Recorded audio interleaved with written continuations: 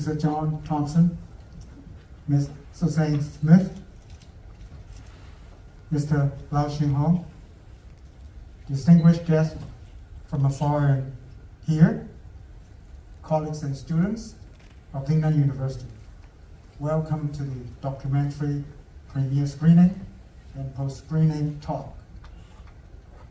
The documentary has a very poetic and philosophical title, Music Beyond Sound, in American's World of Guqin, in Chinese, 牺牲，一个美国情人的境界.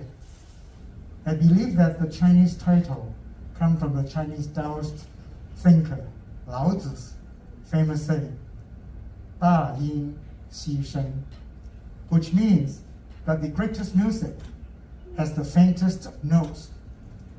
As you may notice or discover in the documentary, Guqin tunes are famous for their musical subtlety that requires the audience's undistracted attention and appreciation. In Chinese cultural history, the skills and knowledge about Guqin have been regarded as quintessential in the training of Chinese literati. In today's context, I also like to interpret 大音, or great music, as a metaphor for the most important theme for humanity, and that is the willingness to achieve mutual understanding. In Chinese, we have a saying about two people or two parties who understand each other deeply. That is 知音, literally meaning understanding the tones. This saying has a direct cultural reference to a famous story about a famous Guqin artist, Bo and his best listener, Zong-qi. Zong-qi is said to be able to conjure up images of Mount Tai and running rivers when he listened to Boya's playing of tunes themed after mountains and rivers, respectively. Today, we gather at Lingnan University at the foot of Castle Peak to appreciate the documentary made by veteran Hong Kong director, Mr. Lau Shing-hon, about Mr. John Thompson's World of Guqin. I understand that both of them came a long way from their seaside residences to the mountainous areas of Lingnan University. Maybe hilly, not quite mountainous. And I'm very much tempted to say that this event may be a great example of Gaoshan Liu Shui, Hui Zhi, a cross-cultural encounter for mutual understanding, just like mountains and waters meeting each other. I hope that our audience shares my sentiments and thoughts and enjoy both the documentary by Dr. Lau and the live Guqin performance by Mr. Thompson. Thank you all.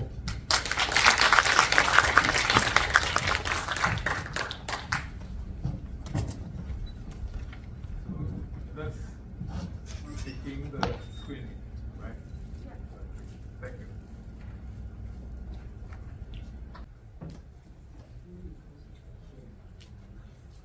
Okay, so we'll proceed to the live performance by Mr. Thompson. Live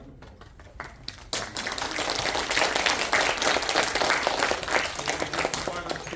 You can get anywhere else, all right? Go to the movie to see the entire life history and get a lot of life lessons from the movie, and also the way how can we pursue our dreams. But on the other hand, you can also get delighted. You have entertainment, great music, and okay. Mr. Thompson, please here.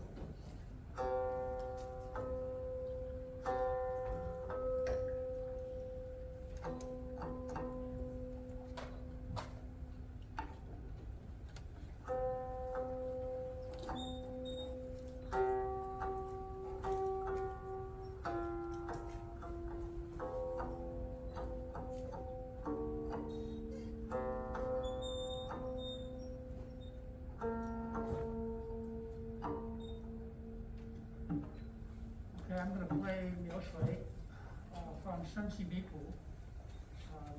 People are familiar with Liu Shui. It's commonly played, but this version from Zong-qi Cai 1425 is quite different from the one played today, which is one thing who played it and it's been sent to outer space. Closer. The mic. Closer. Do I need to repeat what I said? Yeah. Just one more time. Okay, I'm going to play Liu Shui from Zong-qi Cai, 1425. It's the earliest surviving version. Today, the piece is quite commonly played in a version from the 19th century called the Qishou Liu Shui. It's the one with has a lot of these which describe the flowing water. It said that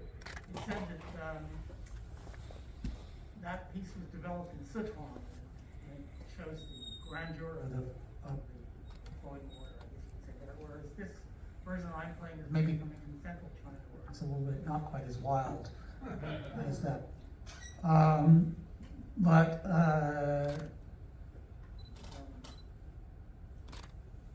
It was actually in the film for about 10 seconds, maybe 15 seconds. But when you were coming in, they were playing it in the background. So anyway, that's fine.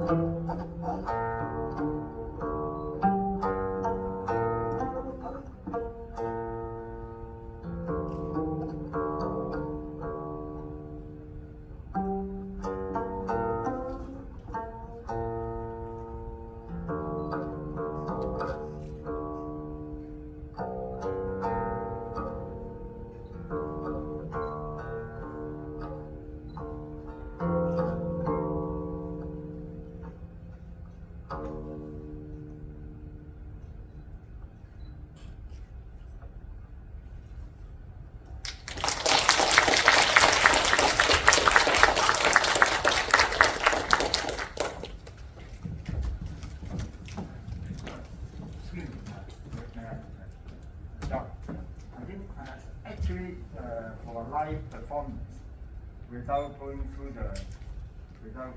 the microphone. It's even more beautiful. But now it has to go through the amplifier.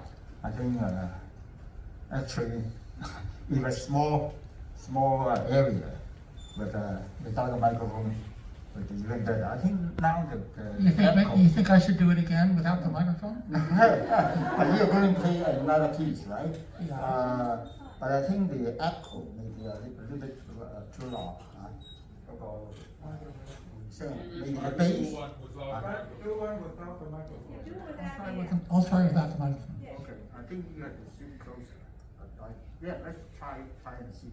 Oh, how about, turn that off. I'll play for about 15 seconds. You're not good enough, not loud enough. You cut down the volume and the echo. Cut down on the bass.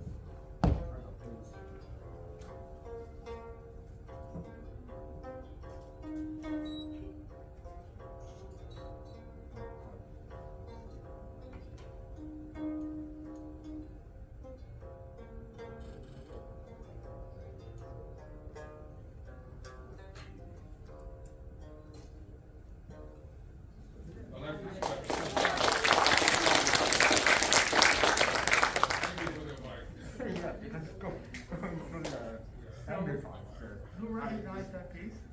Jiu Kuang. But it's a very common piece, but do you recognize the difference?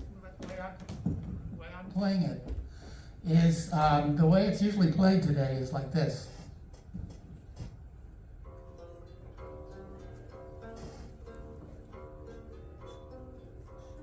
Right? Can you play a short section and you sing?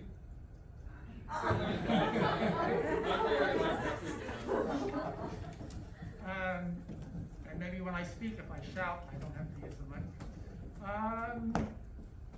Okay. In anticipation of the wine coming. I'm not sure about that. So this piece is published in 1425, same as Liu Shui, and it was one of the pieces reconstructed in the big project that went on in the 1950s by Yao Bingyan, and he wrote an article about why did he use triple rhythm, because generally speaking there's no triple rhythm in Chinese traditional Chinese music. Triple rhythm, like a waltz.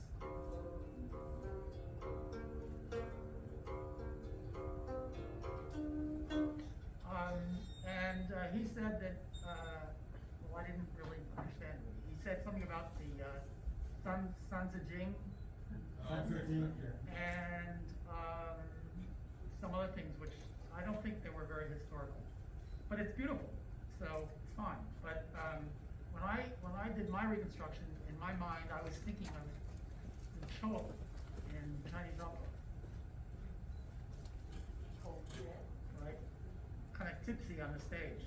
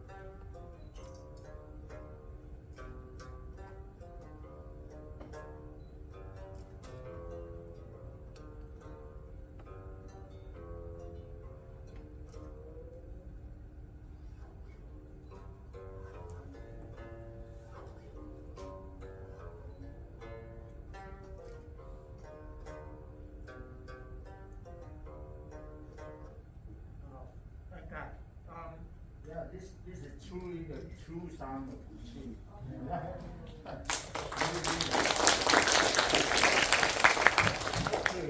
If you have some good friends who can play Guqin, and you're really lucky. You can sit close to. Actually, John should sit down here. Close. But, okay, next time, invite me back. Okay. So, which is better, triple rhythm or double rhythm? Who's to say? It's different. But I discovered that around 1600, in another Chinfu, there's another Jiu Kuang, which is almost the same melody, but it has lyrics. And you can't really do those in triple rhythm. It doesn't sound right in triple rhythm. So this piece, maybe it comes from the Tang Dynasty or something like this, and maybe it had triple rhythm in the Tang Dynasty. But certainly when they interpreted it in the Ming Dynasty, it didn't have triple rhythm. And the lyrics, at one time I could sing the whole thing, but the first section goes like this.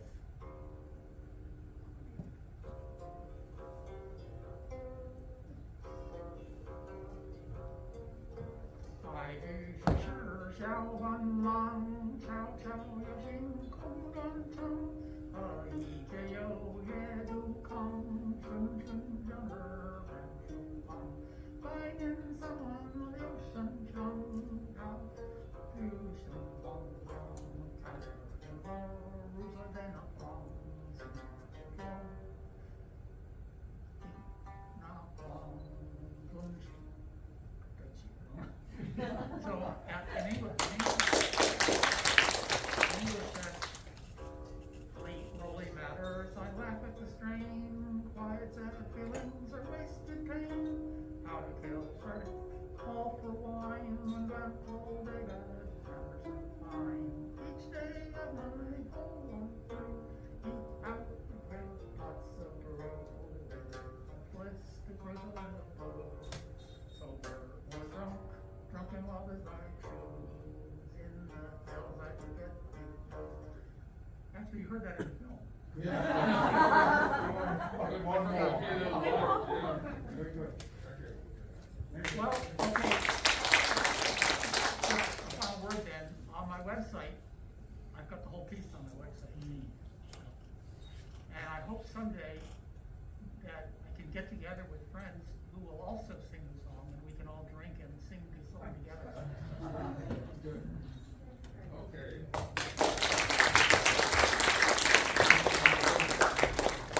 Thank you very much. And I'm sure you won't forget. This lecture we go to hundred lectures we forget. This one will stick you on. I can say for sure. So next, the last program is for 4 of us to sit and talk, and then we also want to open the floor to everyone. Okay. And, yeah.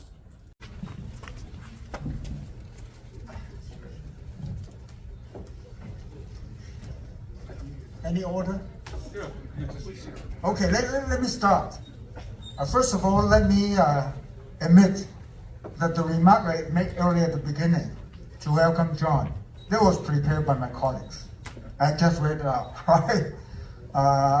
First time for me to meet John, and after seeing the, what do you call the movie, or the documentary, right? And listening to the comments, I must say I'm truly impressed. And I want to share with you several thoughts. First of all, there's a Chinese saying, 他山之石, because it's not Chinese. But actually, from what I understand, he actually, in terms of understanding Guqin, not just the techniques, but also how they related. And the Chinese music at that time related to Western music, maybe at different times or at the same time. Few Chinese would know about that aspect. So this 他山之石, a piece of rock from another mountain, it's not just about improving yourself. Actually, it raises understanding of yourself to a different dimension, because you never had that extra dimension without knowledge about the Western music. So that's my first thought. Second, in Chinese also, we have this thing called 历史求知也. When you have lost it, of course, Li is just ritual, but I think it applies to many things. When the techniques, the understanding is lost in your own country, surprise, surprise, sometimes you could find it in other country, well preserved. Now, probably not in this case, but recently on Douyin or whatever other thing, I heard this saying, 高手在民间. You know, the real masters are among the common people. They're hidden among the common people. So they may not be very visible, but they are truly masters. So I think in that regard, I'll say John is a real master. And third, I was actually looking up reference to Damo. Damo 祖师.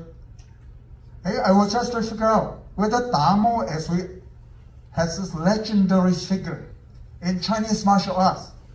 Is it the same Damo as in Zen Buddhism? Well, at least according to what I found on Baidu, same person. Same person.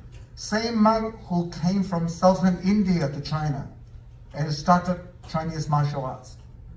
So at least people regard as him as the founding, original founder of Chinese martial arts, associated with Shaolin Temple.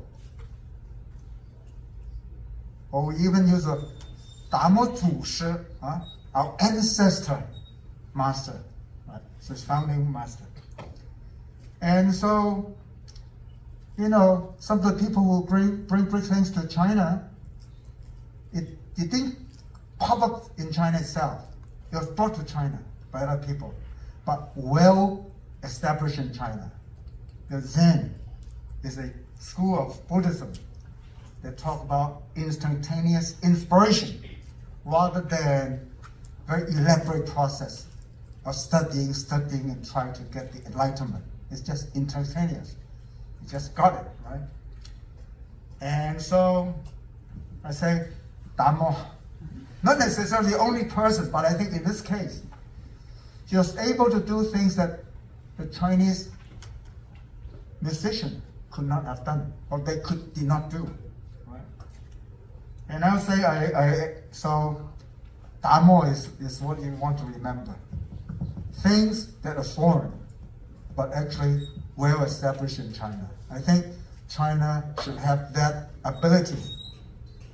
And Buddhism today is no longer found in a strong way in India.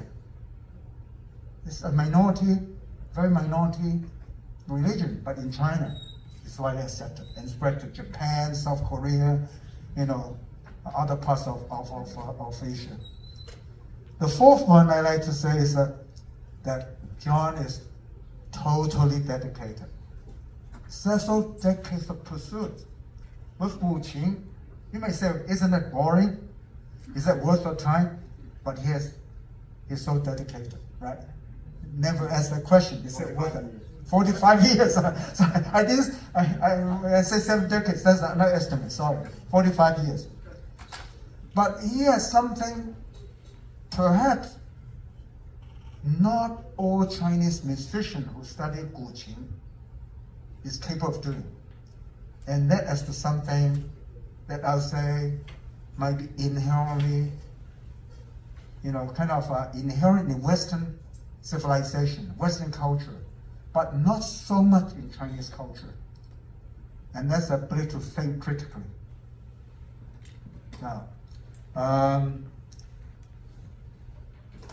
Now he analyzed, he tried to recover the old Guqin, they call that music, whatever, the Qinpu.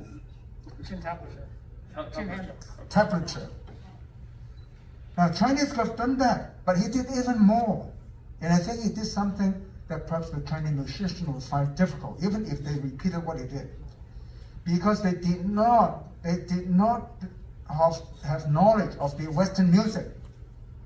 So therefore, they might be constrained by their own traditional thinking and not thinking off the box.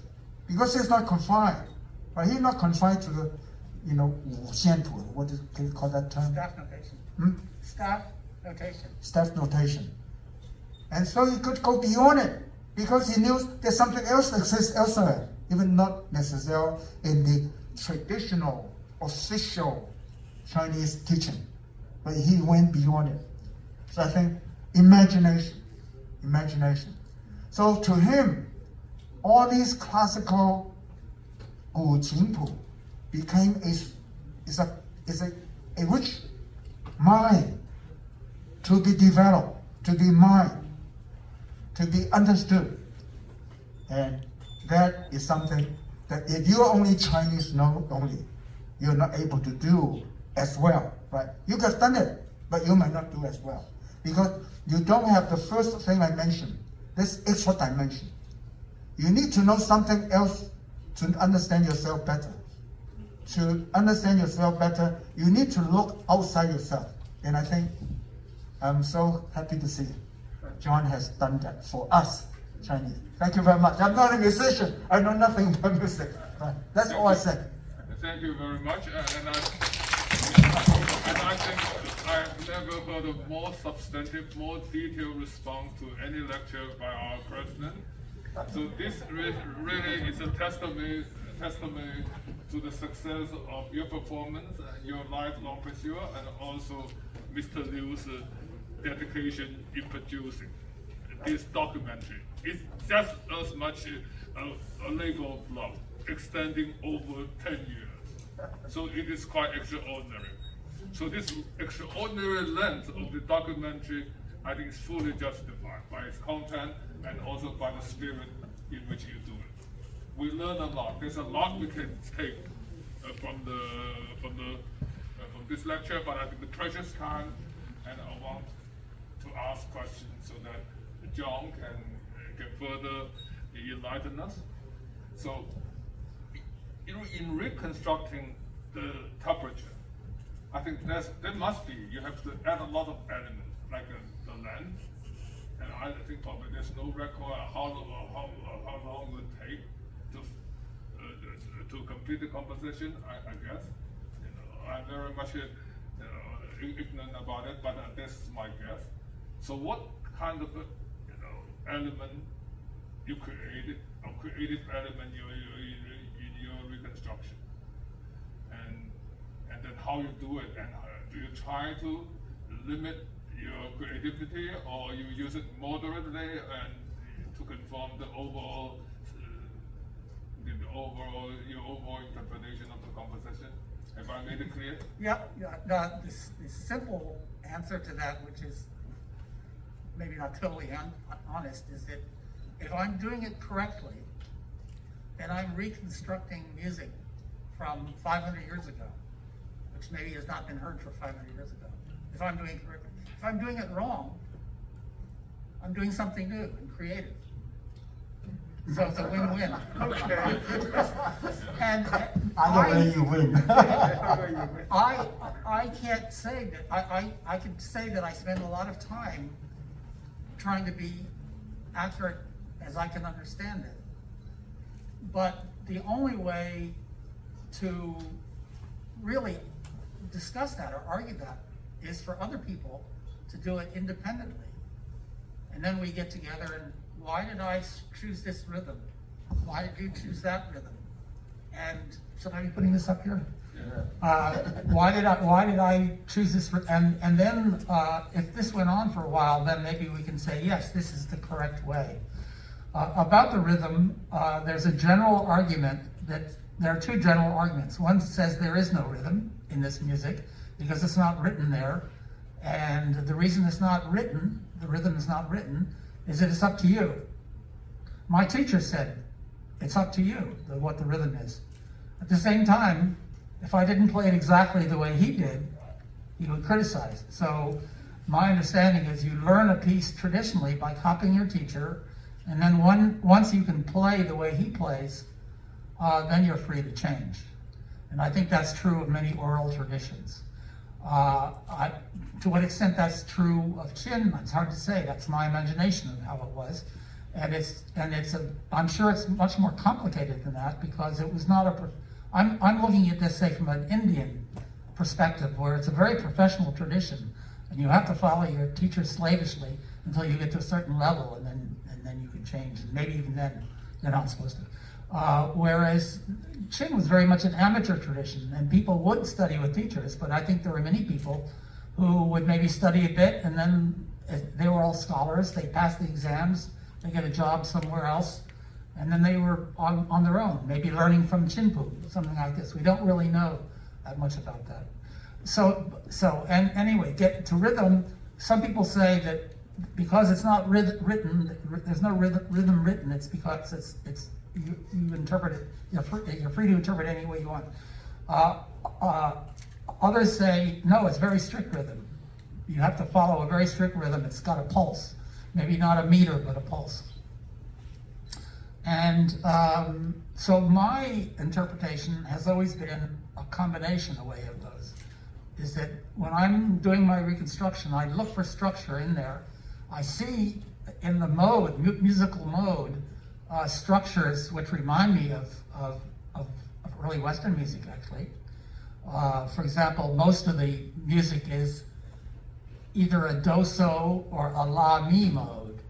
Do-so is like C major in a way, except it's pentatonic. La-mi is like A minor, except it's pentatonic. And almost all of the music has a tonal center and a secondary tonal center, a fifth of that. This is something that's very familiar. So maybe partly based on that, I justify what I do is I make the music quite rhythmic, and then once I feel that I've got that structure, then I feel I can freely play it. So it's fundamentally structured and freely interpreted. And I haven't seen anybody really write about how I've written something on my website about this, but I haven't, and I'm not totally familiar with the Chinese literature on this, but I haven't found anything, and nobody's told me of other people saying something like this in terms of how do they do the rhythm. Usually it's something like, oh, this piece is about Liu Shui, it's flowing streams, so I make it flow like this. Whereas I fundamentally spend my time looking for structure. Once I find structure, then I try to see how it might fit in with the theme. Yeah, thank you very much. And how about Mr. Liu? Would you like to say something? Oh, okay.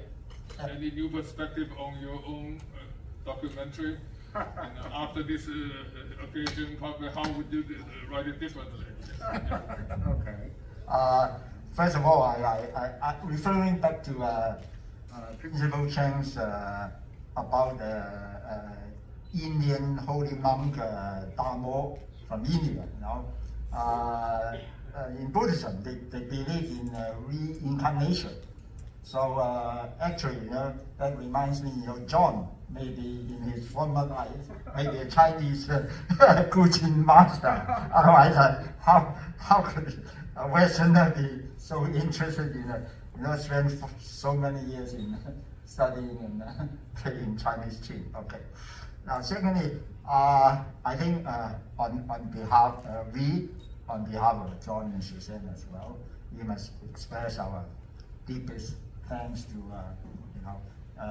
Principal Cheng, Professor Cai, and the whole faculty of Lingnan for inviting our documentary here, and also John playing to such so small but must be enthusiastic crowd of student teachers and visitors. And now, if you really like our film and also appreciate I think the very important, as both Professor Cai and Principal Cheng mentioned, important contribution, achievement of John. Please do tell everyone you know about our film, And I think very important, the spread of the mouth is very important. If you write about it online, tell your friends, then maybe eventually that may arouse the interest of the Hong Kong distributors of cinema, you know. Maybe they will show our film in the cinema so that a lot more people can see our film. Otherwise, they will just think, oh, this is, there's no commercial market, it will be boring and nobody will want to watch it, you know. So your help to spread the news is very important. Okay. Anyway, thank you very much. Thank you, Lingnan. Thank you.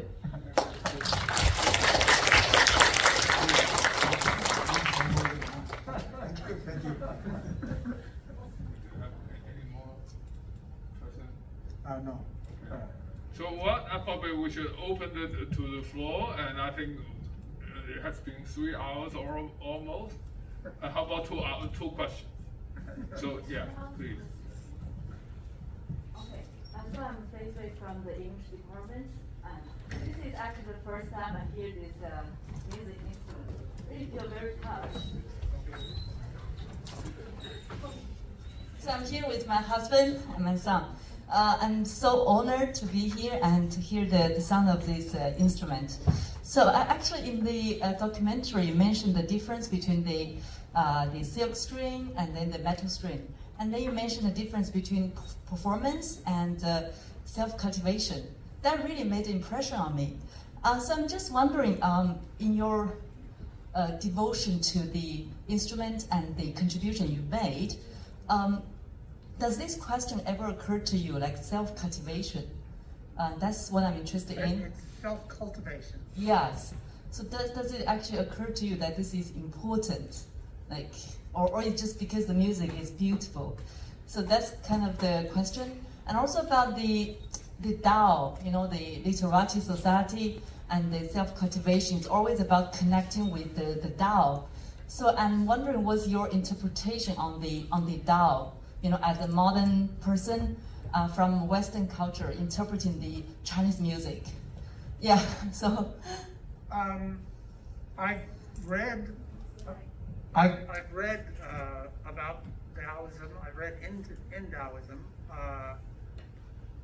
I like things like Ming Ke Ming, Fei Chang Ming. If it can be written into words, it's not the real truth, and that's one reason why I like music so much. Oh, okay. So it's not. I can't really say yes, Taoism affects the music this way. I can't really say I've consciously tried to self-cultivate this way.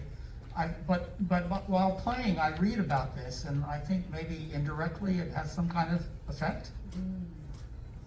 Yeah. Does that make sense? Or maybe it's just very humble. Yeah. Thank you very much. That's. Thank you. Thank you. Next question, please. Yeah, please tell me. Thank you very much. And I actually have one question for Mr. Lau and one question for Mr. Thompson. So, for Mr. Lau, That's what you share, okay? That's fine. Yeah. 2 half questions. Go ahead. Oh, okay. So, for Mr. Lau, I see that you interviewed, you followed Mr. Thompson for over 10 years. And so, just wonder what you think it's a time for you to put things together and then make a complete finished product. So why do you think now is the time for you to make this documentary? So I just wonder if I made myself clear. So I think it's a long process, right? And why now? Very often, documentaries are a long process. Yeah. So why do you think it's time? Okay, I see. So why do you think it's time for you to put things together and to make a finished product? Yeah. Okay. And Timing. How much time? Why not 5 years later? Yeah. Why not 5 years earlier? Why is this time? Okay. Can you hear me? Do I need a microphone? You have it. Okay. Actually, in the beginning, I was just recording I didn't have well, you know, I was really in the commercial film industry, you know, drama, not really in documentary. But in the beginning, I was just taking some films, you know, some shots of John's playing. Since he helped me to make my first feature film, the music for my first feature film. So in the beginning, I was not thinking of doing a feature documentary. Usually that doesn't have a big market, commercial market. But then, as time goes on, I see the contribution and the dedication of John to Chinese culture. It's not not recognized by too many people. Not too many people know about it. Although John was quite famous in the Guqin circle in China, but to the ordinary people, and also to Hong Kong people. Actually, John has contributed a lot to as you can see from the documentary, his work in the Asian Art Festival, and also his dedication and hard work in studying and playing Guqin. Not really. If he was doing something to the French government, the French government would probably give her those 那个法國騎士獎章文化獎章，但係香港好似冇呢樣嘢。OK， OK， I think really should be recognized. Also in America, but now is so much hostility. I think in this time of conflict, I think we even need more friendship and understanding between different people. It's very important. And since Principal Cheng, we have very good connections in Berkeley, and also Professor Cai from Princeton. I hope you can recommend to them, to show our documentary, invite John to build up more U.S. and Chinese friendship. Okay. Very good point. Music knows no borders. Right. I think also in the documentary it was mentioned that John together lived in Hong Kong for over 2 decades. So he's a Hong Konger. Yeah, He's one of us, right? He's a permanent resident. I am a permanent resident. He is a permanent resident. He is a home in Shangjiao. Yeah, right. So I think this is something maybe we should bring to the attention of the Hong Kong government. Yeah, I think you can visit John in Shangjiao. Right. He's one of us, and he's making profound, deep contribution. Right? And this is music, is something that is a human language. There's no border, and I think friendship and all that comes along. At the end of the documentary, you mentioned John reaching out to poetry and other sister arts of Qin music. Right. And then I should mention here, he will stay overnight, and tomorrow I will film a special episode, video episode for our How to Read Chinese Poetry episode. So this is the word to spread and to send the message that there's no geographical boundary, definitely not geopolitical boundary between culture. Culture binds us together, and people working, to study another culture, they can make a contribution to another culture, and this is a touching story. And how someone distant from Chinese culture physically, but can actually revive a rich cultural tradition, almost entirely on its own. So I really like the word of detachment in the movie. And that is my own academic path. But of course, my attachment is intentional, it's not natural. So I left China, studied in the Western world, and then learned the Western language and culture, philosophy and things. Then the reason is just not to study another culture, but to better understand my own culture, to see it differently. I don't think I can ever have done what I've done without being distant from the Chinese culture. So that's why I urge all the young students,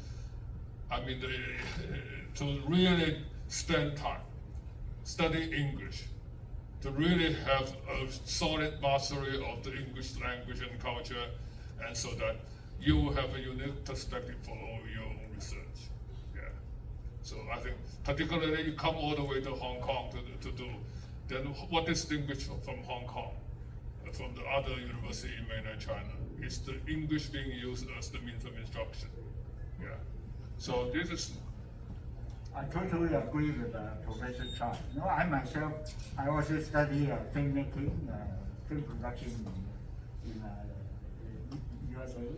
And when I came back, I make Chinese films, Chinese documentary and Chinese culture. And then I also try to develop film theory based on classical Chinese poetry and I Ching. I developed my film theory of I Ching. So it's going to the West, learning something from the West, and then coming back to look at my own culture, and I have deeper understanding. Yeah. Okay. Thanks a lot, and thank you very much and for coming to this event. And, I also would like to. Take a picture. Good photo. Oh yeah, let's take a good photo picture. Yeah, everybody come to the. Yeah. Take a big picture. Yeah.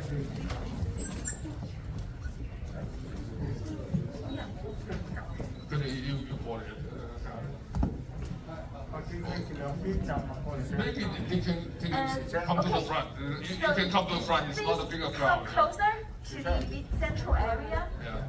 Would you please? Yeah, come to the front. Come to the front, please. We can take a group picture. Yeah. Yeah. How do we treat this way or that way? We all stand here. Okay, I think because. You can only sit it. You can only sit it. Sit it? Yeah. Oh, okay. We'll Okay. take a picture from there. Okay. Sorry. I gave the wrong instruction. Okay, sorry.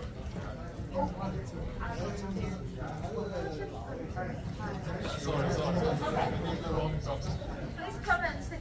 最后那一排那个小朋友，那个 the young man over there， 一周坐在前面了。Please stay in the central area. Let's make a photo.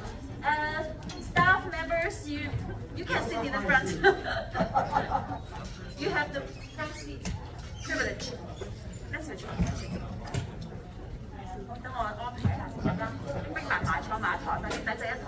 OK， 所有人找位置了哈，赶紧了。我要倒数了。OK。Oh, I'll be arranging everything now. Just be like smiling. Okay. Oh, that.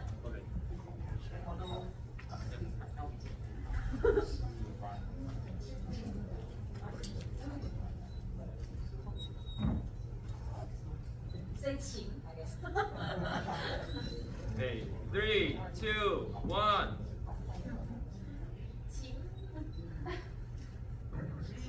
can say Qing together.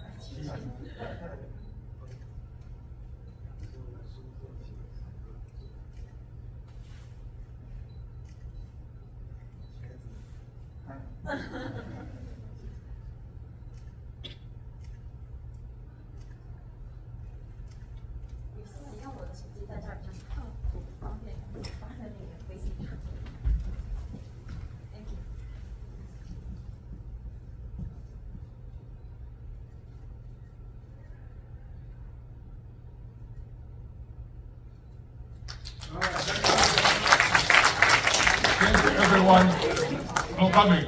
Thank you very much for coming. Okay. See you next time on the next occasion. Okay.